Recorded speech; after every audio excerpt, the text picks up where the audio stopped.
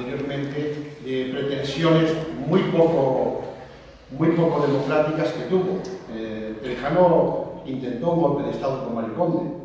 Trevijano es un personaje muy dudoso, otra cosa que se habla de listo y quería cosas interesantes.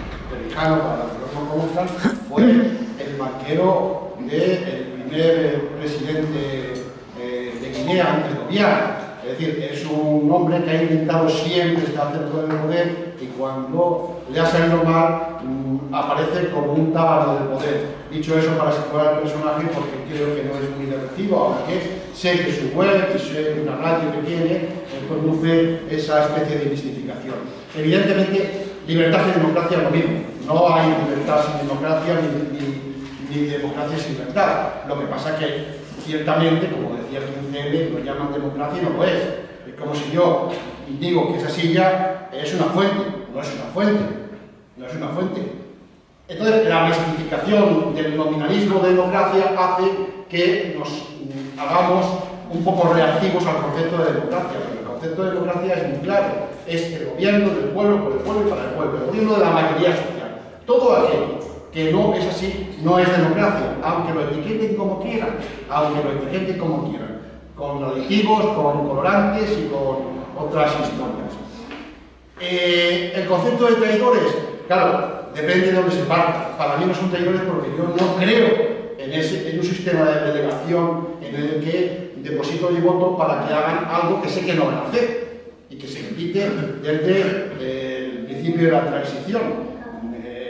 El sistema está hecho, hay una concentración de poderes en lo político, el bipartidismo que hasta ahora ha funcionado, para regularlo todo, tiene la ley de Ohm, para que siempre los votos sean mayores para los partidos mayoritarios, tienen la eliminación de aquellos que no alcancen el 3 o el 5% según los sitios en las elecciones, y todo está hecho para esa concentración de poder político, igual que está hecho el sistema para la concentración económica. El comercio ahí enfrente no vale nada, la pequeña tierra que tiene un agricultor no vale nada, todo es multinacionales, transnacionales, etcétera, etcétera. Ese es el sistema que nosotros tenemos que cuestionar, con esa construcción, en vez de arriba abajo, de abajo arriba, federal y asociaciones libres. Ese es el sistema. Por tanto, a mí no me han traicionado. Traicionarán a aquellos, no sé si usted está entre ellos, que han depositado la esperanza en ese sistema. Por ejemplo, voy a poner, luego que no se me tome de forma equivocada, porque no es una crítica directa a la formación política. Creo que a uno no le engañan cuando un partido político o cualquier otra organización tiene unos estatutos determinados y esos estatutos dicen del que manda ese estatuto. Y que los de abajo están más o menos para pues quedar bonito.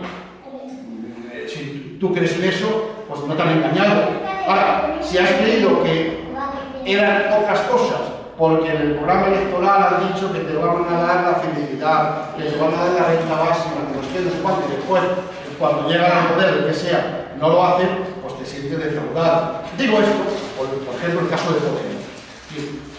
Podemos es un partido que tiene, además, con toda honestidad, ilusiones de buscar a mucha gente, no tiene que ver nada. El Podemos se confundió a las elecciones europeas, decía renta básica, decía república, decía refutar la deuda injusta, etcétera, etcétera, con bueno, entonces no era un partido, entonces era una fase de partido.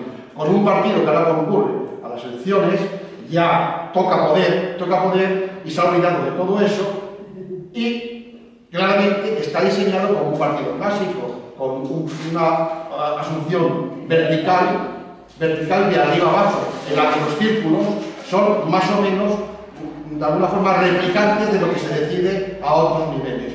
Ahora mismo en la prensa está una polémica, que es estos últimos candidatos que se han elegido para las primarias en las elecciones autonómicas, en el que 13 de 16 resulta que son los oficiales, pero que son los antiguos, los secretarios generales de Podemos en cada comunidad. Es decir, ahí ya hay una duplicidad de cargos, que también decía Podemos en sus principio que no iba a consentir. Entonces, se puede ser secretario general de no sé qué, de Castilla y León, y al mismo tiempo candidato, con lo cual lo que hay es una estructura que acumula el poder en la cúspide, que es reproducir más o menos el sistema genérico.